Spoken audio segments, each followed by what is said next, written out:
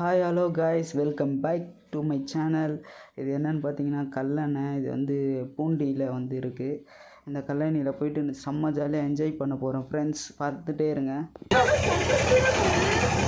அது கேட்டு போட்டுக்கிறான்ல, பிரச்சனை இல்லை.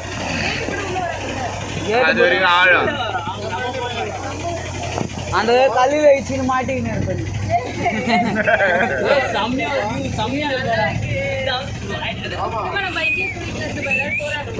தெரியுதா, அந்த கல்லில் தான் போய் குளிக்க போகிறோம்.